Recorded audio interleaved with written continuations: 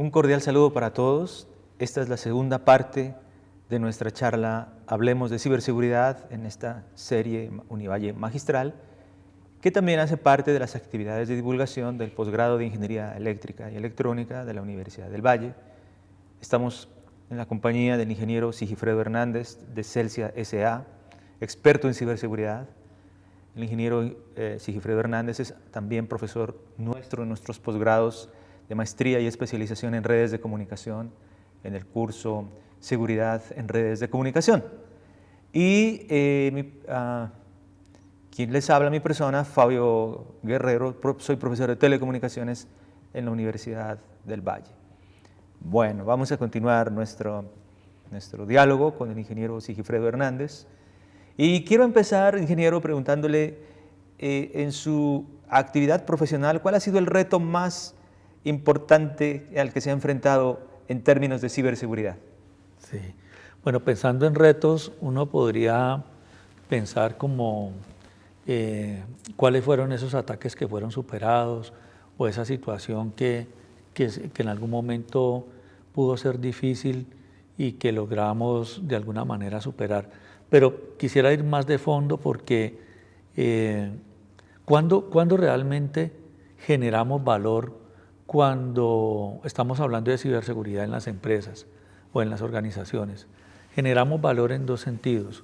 Uno, cuando los servicios o los productos de las empresas, antes de salir a producción o cuando van a ser entregados, salen razonablemente asegurados, ¿sí? Entonces ese servicio o ese producto que vamos a utilizar esté razonablemente asegurado.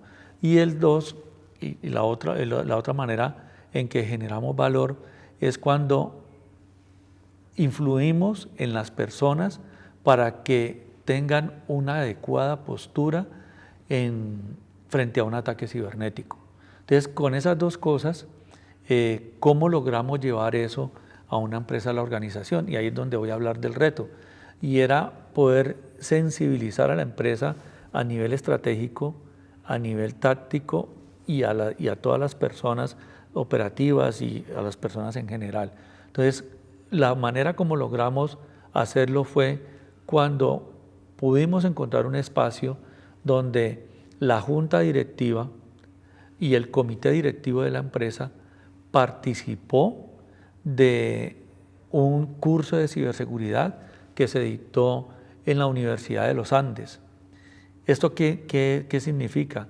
Que fueron la alta dirección de la empresa instruida por cerca de 30 horas, ¿sí? Entonces ya eso creó en ellos la cultura de ciberseguridad. Luego la pregunta fue, ¿y cómo lo hacemos a nivel intermedio, a nivel táctico?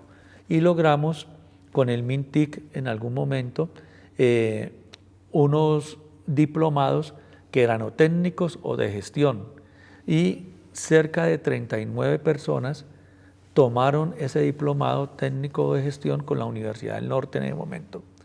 Y eran personas que no eran de ciberseguridad, 39 personas de la empresa, de las distintas áreas, que no eran de ciberseguridad, digamos, de una posición táctica, que logró tomar ese curso.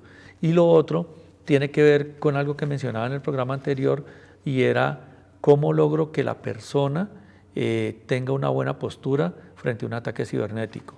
Entonces, cuando la persona llega a la empresa, se le cuenta lo que es la ciberseguridad en la empresa y se le explica, se le crea conciencia de ello.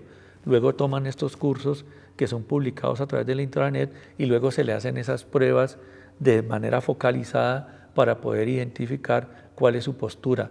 De esa manera podemos llevar la ciberseguridad a nivel estratégico, a nivel táctico y a nivel operativo.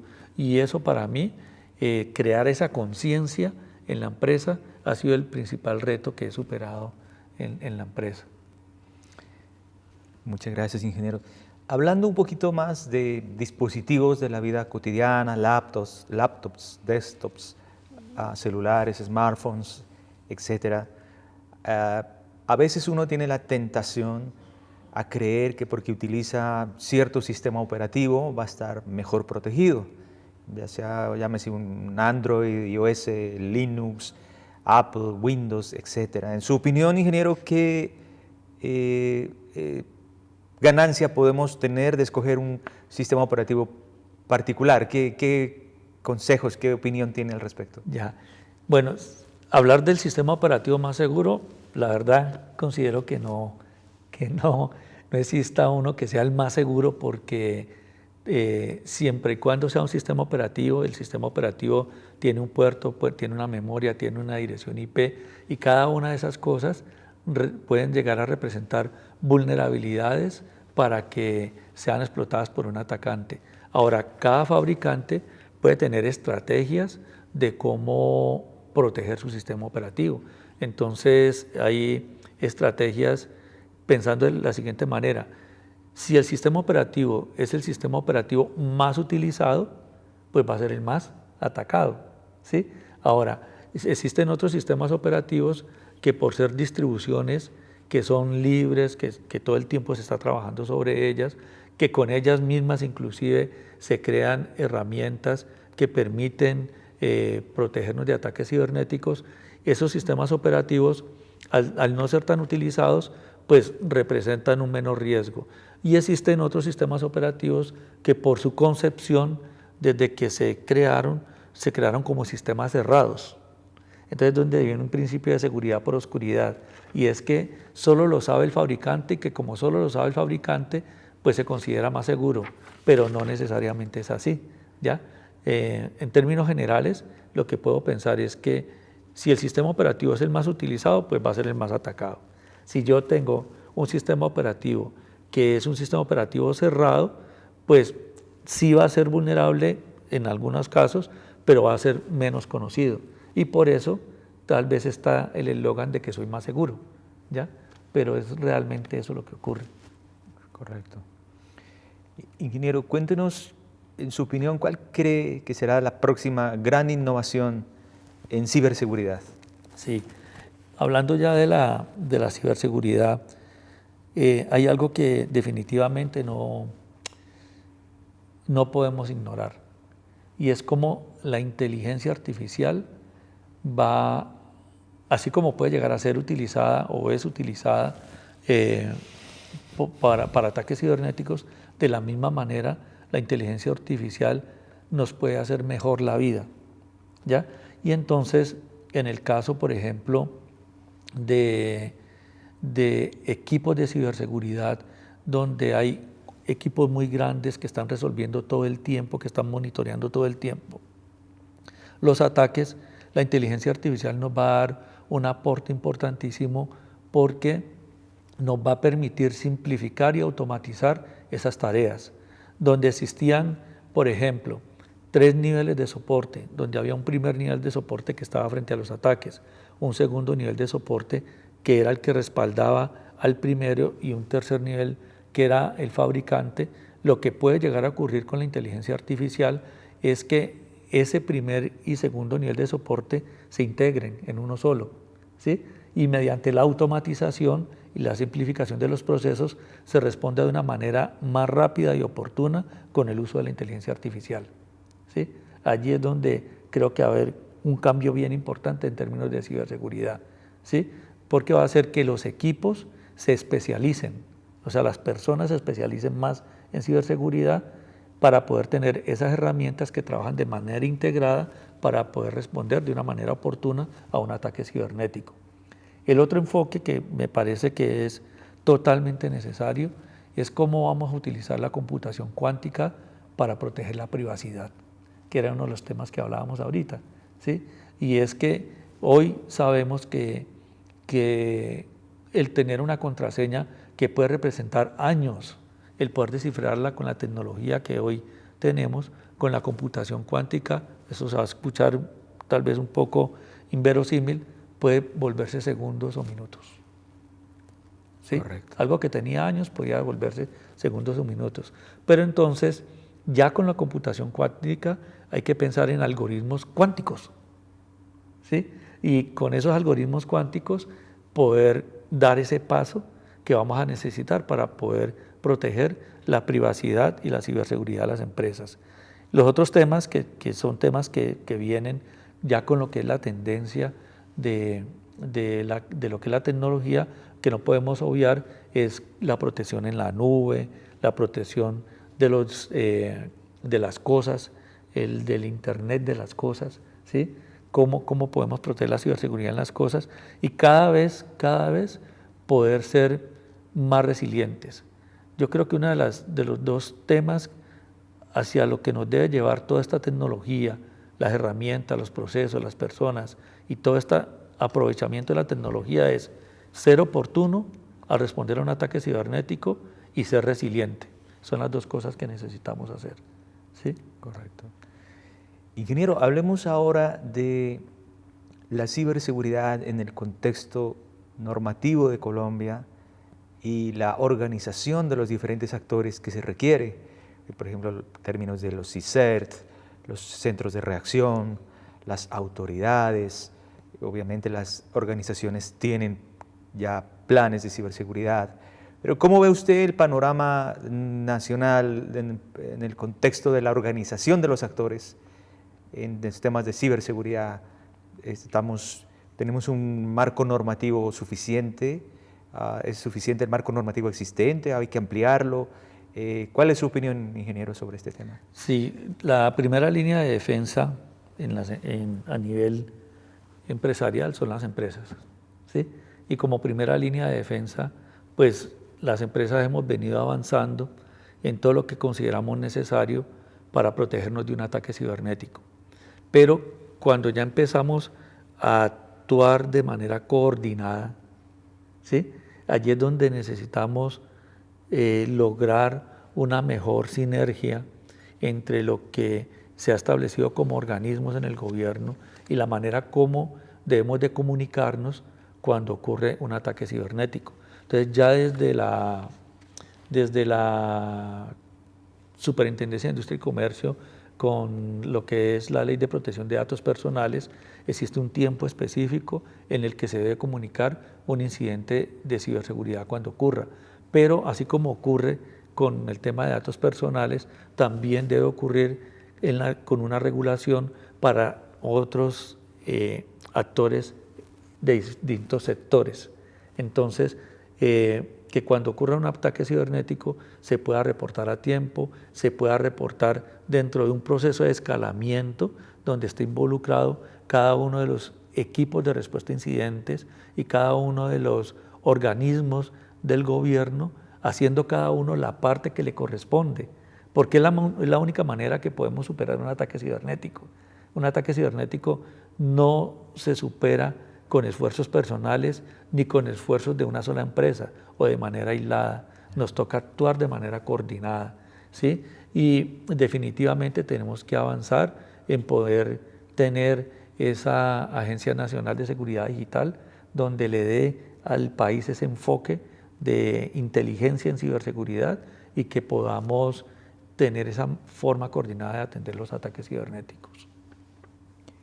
Ingeniero, ¿usted cree que en Colombia existe escasez de talento en ciberseguridad, de profesionales capacitados en ciberseguridad, o cree que estamos haciendo el trabajo suficientemente bien desde las academias, desde la universidad?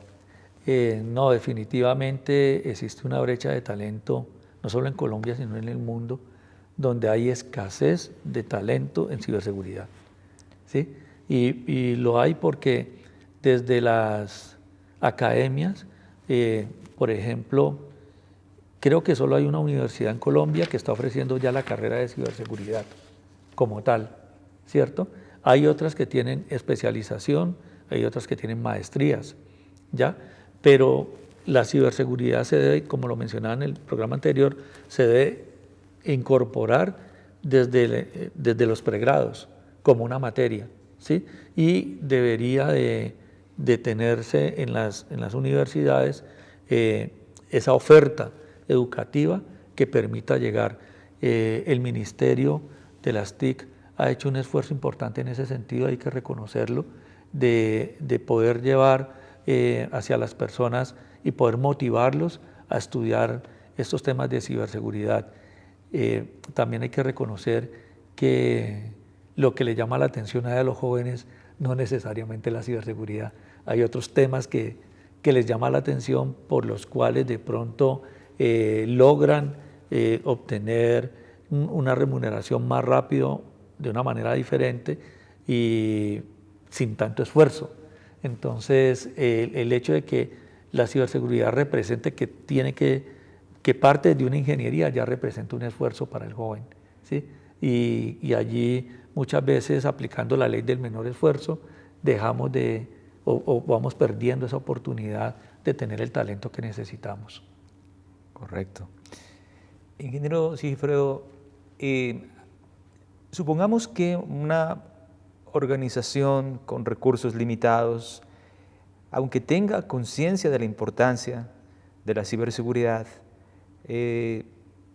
piense que probablemente está más allá de su alcance por los recursos. ¿Es costoso invertir en ciberseguridad?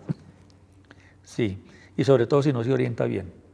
O sea, si cuando la persona que está orientando la ciberseguridad piensa en los controles, si pensar de la manera como lo indicaba en el programa anterior es primero qué me genera valor, qué debo de proteger, cómo lo debo proteger, cómo hallo ese equilibrio entre lo que protejo y lo que necesito que me genere valor, ¿sí? Entonces, si solo voy a pedir herramientas, se vuelve un tema muy costoso y difícil de sostener. Pero existen buenas prácticas y un trabajo muy importante que se hizo y que puede ser un referente para las empresas, pequeñas y medianas empresas, es revisar lo que hizo el gobierno en términos de implementación de ISO 27000 en su portal de seguridad digital. Ahí está todo el marco de trabajo, está todo, y fue muy bien hecho, fue muy bien hecho. Entonces, si las empresas, pequeñas y medianas empresas, empiezan a revisar ese marco de referencia, lógicamente allí hay cosas que pues pueden desbordarlos, de pronto requieren la orientación de algún experto, pero que los vaya orientando en cuáles son esas cosas que pueden tomar de allí para que les quede más fácil. Lo primero, protejo mi equipo, ¿sí? Es lo primero que debo hacer, proteger mi equipo, mantenerlo actualizado, con sistemas operativos actualizados, con un antivirus actualizado, es lo primero. Luego protejo el perímetro, o sea, protejo mi empresa, esa exposición a Internet. Ahí ya estoy protegiendo mi equipo y estoy protegiendo mi exposición a Internet. Y luego lo que hago es crear como esa conciencia de esa postura de ciberseguridad frente al riesgo cibernético. Y mire que en lo que he mencionado no representa mucho costo, ¿sí? Y es algo que las empresas pueden ir haciendo, trabajar en sensibilización y trabajar en lo mínimo necesario para poder proteger sus sistemas, ¿ya? Y es algo que pueden hacer las pequeñas y medianas empresas. Ingeniero, los dos somos, aparte de amantes de la ciberseguridad, también somos colegas, y yo en muchas ocasiones le he dicho a usted que para mí la confianza es un pilar fundamental de la ciberseguridad, porque la confianza aparece por muchos escenarios, partiendo por ejemplo del escenario humano. Las personas que manejan las claves podrían eventualmente verse expuestas a seducciones, digámoslo, negativas. Pero en general el tema de la confianza es un tema muy importante en ciberseguridad. Hay una arquitectura de ciberseguridad, hay un enfoque de ciberseguridad muy interesante que se llama el de cero confianza. Quisiera que nos comente un poquito en qué consiste y cuál es el enfoque de ese tipo de arquitectura. Muy bien, el enfoque de cero confianza nos permite a nosotros establecer algo que se llama que solo tiene acceso quien realmente lo debe tener. Es el principio del menor privilegio, ¿sí? Es el principio del menor privilegio. Y con el principio del menor privilegio empezamos a desplegar los controles que son necesarios en la empresa. ¿Qué quiere decir eso? Que al final desconfiamos de todo, ¿cierto? O sea, todo está cerrado y solo abrimos lo que es específicamente necesario, ¿ya? Ahora, con las tecnologías de los fabricantes que existen actualmente, las tecnologías permiten que ya con las empresas se pueda establecer unos accesos específicos de acuerdo con el perfil, el rol y ese principio de autorización que tiene esa persona que va a acceder a la empresa. Entonces, se conecta y en el momento en que se conecta a través de una herramienta, la herramienta especifica cuál es el nivel de autorización y cuál es el nivel de acceso que él tiene y solo eso puede hacer, ¿sí? Por eso se llama cero confianza, porque en el momento que te conectas ya está identificado eso. Cuál es tu nivel de autorización, cuál es tu nivel de acceso y qué puedes hacer y cuándo, ¿ya? Y con eso no vas a poder tener acceso a otra cosa dentro de la empresa por la cual no estés autorizado desde el momento en que te autenticaste, ¿ya? Por eso la identidad se vuelve uno de los factores más importantes en la ciberseguridad hoy. Antes protegíamos a la empresa porque la empresa se protegía todo el perímetro y creíamos que ya estábamos protegidos. Pero resulta que, como lo comentaba anteriormente, las personas trabajan ya desde casa, ¿sí? Entonces, ¿cuál se vuelve el factor más importante para poder saber quién está allá? La identidad.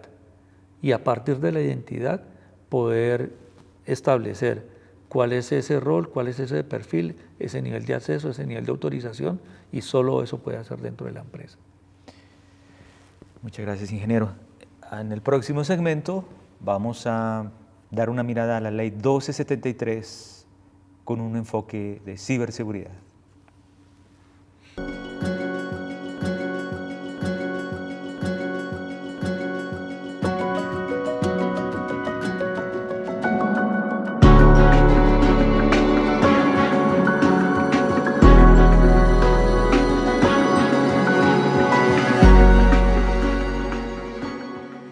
Continuando con nuestra charla, hablemos de seguridad con el ingeniero Sigifredo Hernández de Celsia, generando nuestra charla desde la Universidad del Valle en Cali. Quiero que cerremos este bloque, ingeniero, hablando de la ley 1273 desde una perspectiva de ciberseguridad. Si podemos, por favor, proyectar la pantalla del computador. Bien, aquí estamos viendo las tipificaciones establecidas en el artículo 269 de la ley 1273 de 2009.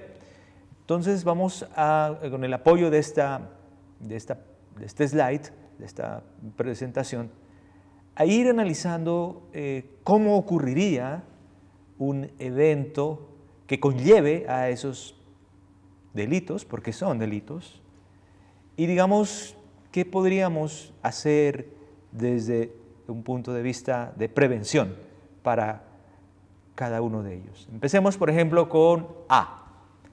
¿Cómo ocurriría, ingeniero, un acceso abusivo a un sistema informático? ¿Cómo es la instanciación de este tipo de delito?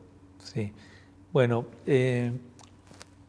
cuando los sistemas de información son expuestos a Internet a través de los servicios web, que son los servicios con los que se exponen, puede llegar a ocurrir que algún atacante con una herramienta específica pueda inyectar un código o hacer una inyección de un código para poder o explotar una vulnerabilidad o acceder a datos, ¿sí?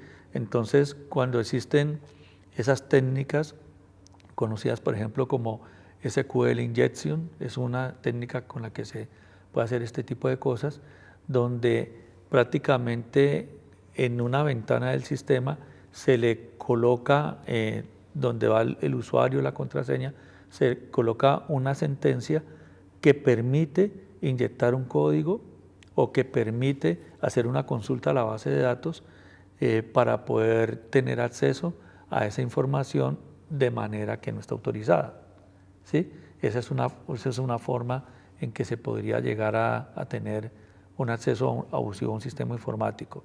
Lo otro también puede ocurrir, y es hasta muy sencillo, y es que yo tenga una herramienta y esa herramienta, a través de esa herramienta que obtengo de Internet, intente copiar una página web, ¿sí? O toda la estructura de la página web, ¿ya? Y a través de copiar la estructura de esa página web, el solo hecho de haberla copiado, ya estoy teniendo un acceso abusivo a ese sistema informático. ¿Por qué? Porque estoy haciendo una copia sin autorización y lo que pueda hacer de ahí en adelante para suplantación, otro tipo de situación, pues me puede llevar a otro tipo de delito que esté ahí categorizado, ¿ya? Correcto. Uno de los ataques cibernéticos más prevalentes en nuestros días, ingeniero, y también de los más difíciles de contrarrestar, son los ataques de denegación del servicio, denial of service, o denegación del servicio distribuido, distributed denial of service. Ese tipo de ataque yo creo que cabe dentro de la tipificación B, si podemos ver la pantalla, obstaculización ilegítima del sistema informático, ¿cierto? Porque es prevenir la disponibilidad del servicio. Entonces, ¿cuál es, digamos, probablemente el antídoto más viable, razonable, para prevenir un ataque tipo denegación del servicio? Sí, para los ataques de denegación de servicio, que son unos ataques difíciles de contener, porque lo que se hace es inundar de comandos el dispositivo que está escuchando, y hasta que él, por ser tecnología, se satura y deja de funcionar el servicio. Entonces lo que se hace es que al frente de él se coloca otra tecnología, ¿sí?, que implementa o es capaz de contener esa cantidad de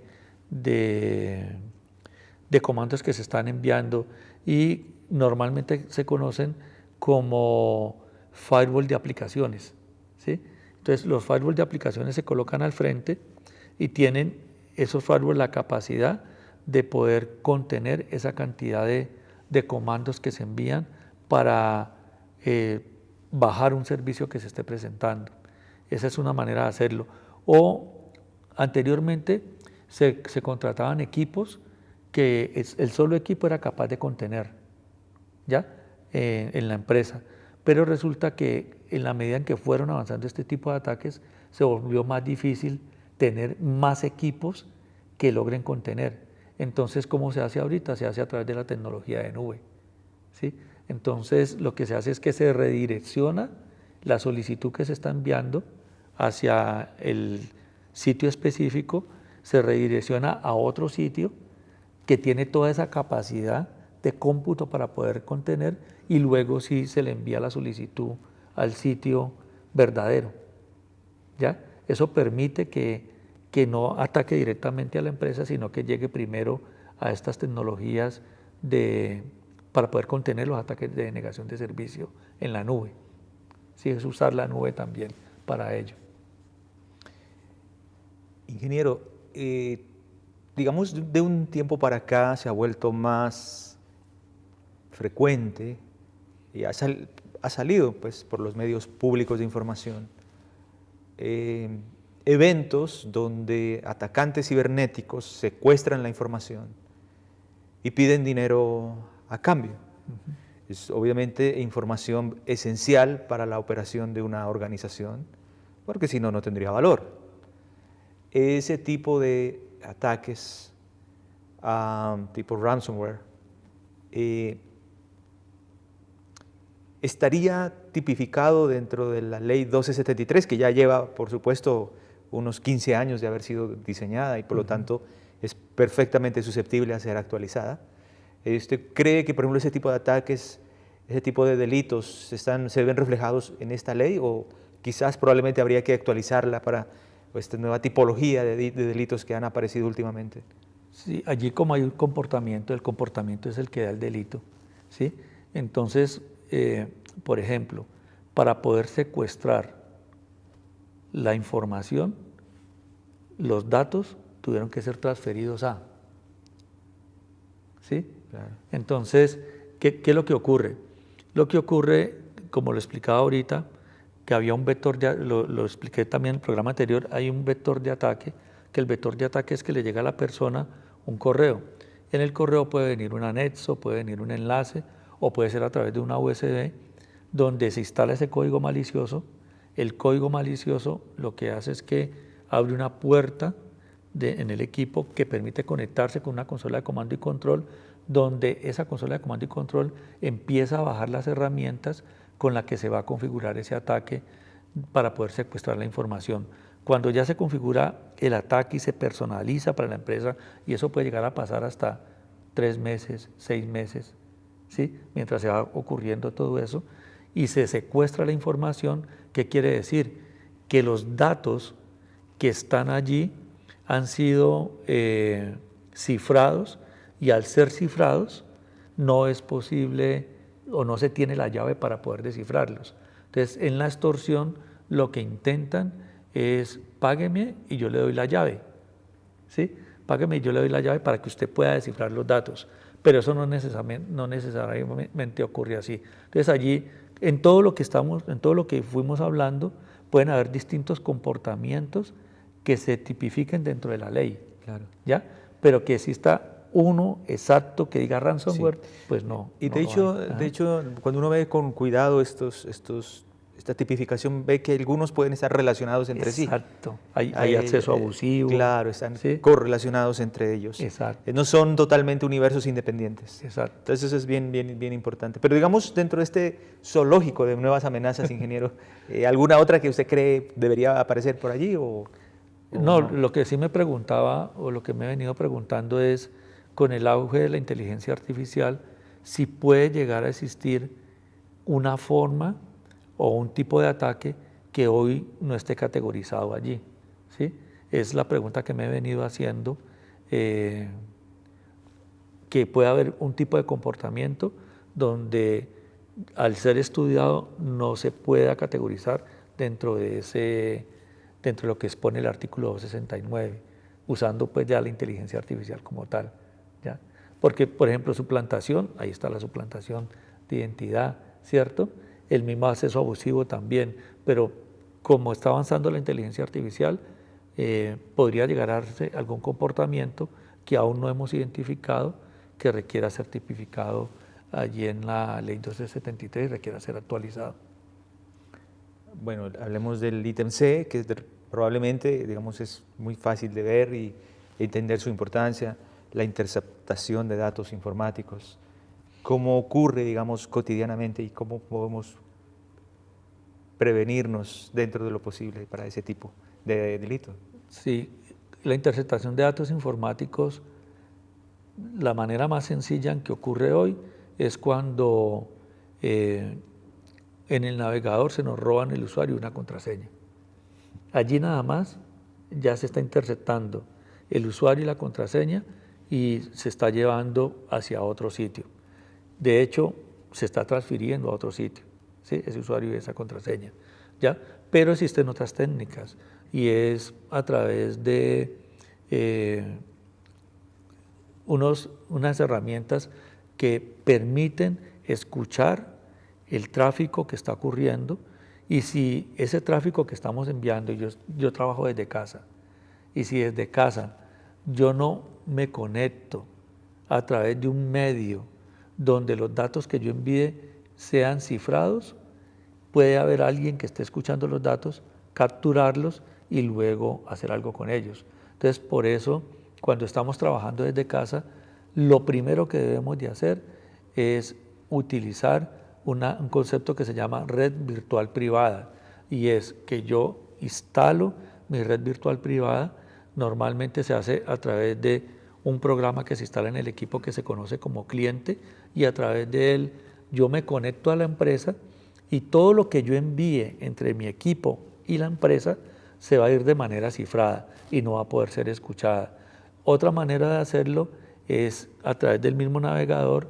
En el momento de hacer la conexión, él lo hace de manera segura, o sea, hay un programa en el mismo navegador que se encarga de hacerlo de manera segura, una conexión segura, y abre esa red virtual privada que se necesita para que yo también pueda enviar los datos de manera cifrada. Entonces lo primero que tenemos que asegurarnos es de eso, de no enviar datos o de no conectarnos a páginas que no sean seguras.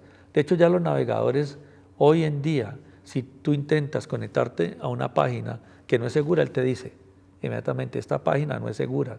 ¿Usted realmente quiere conectarse? Sencillamente no deberíamos de conectarnos si no es segura. El ítem de daño informático se ve claramente, sobre todo, por ejemplo, a nivel de escenarios de hostilidad, donde se desea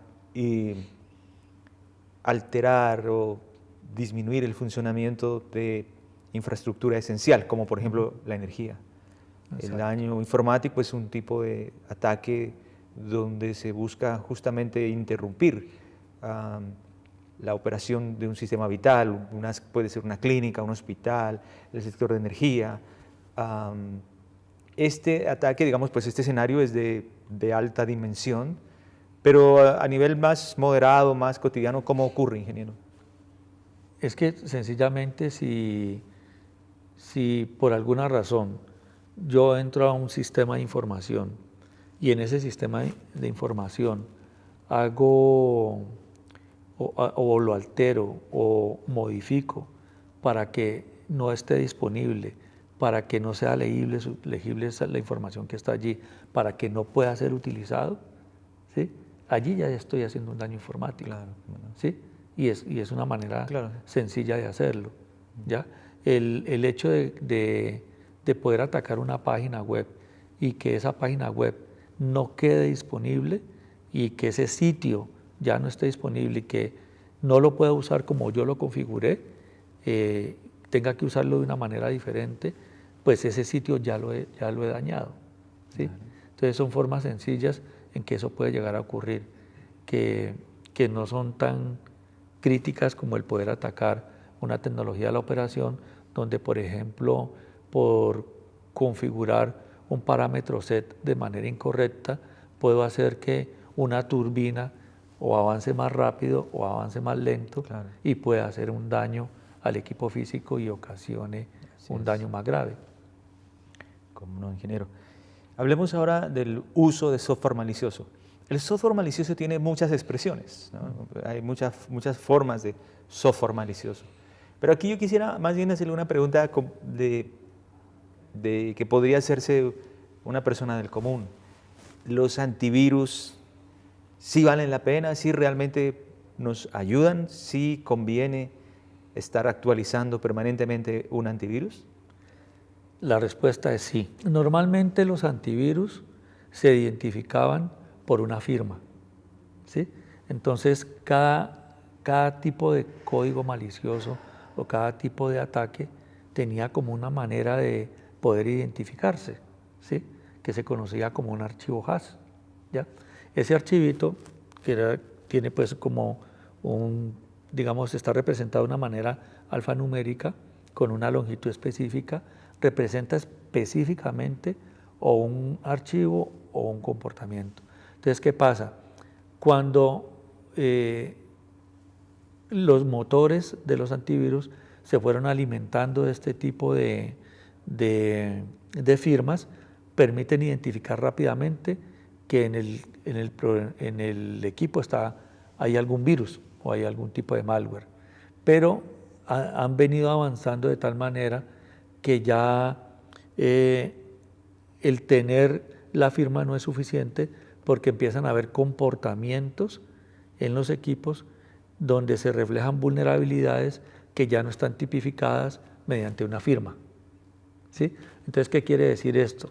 Que ya hoy no es suficiente con tener un antivirus, sino que hay que tener unos programas que permiten identificar si existen comportamientos de los archivos o de los programas que se están ejecutando de una manera inadecuada en el equipo.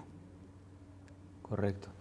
Y ya casi llegando al final de este segundo episodio, de este segundo programa, ingeniero, quiero que hablemos de bases de datos que contienen información extremadamente sensible, como por ejemplo las bases de datos que contienen la información de nuestros registros médicos o las bases de datos que tienen la información de nuestros datos personales detallados, como por ejemplo el CIGEP2 en el caso de los funcionarios públicos, que contienen información extremadamente sensible. Ese tipo de información, digamos, ¿qué recomendaciones nos podría hacer usted desde su experiencia para proteger esa información que es vital, esencial? Uno de los controles que normalmente se implementa para proteger las bases de datos, normalmente cuando uno piensa en los firewall, ¿sí?, que son esos equipos y programas que permiten proteger el perímetro de seguridad de la red, ¿cierto?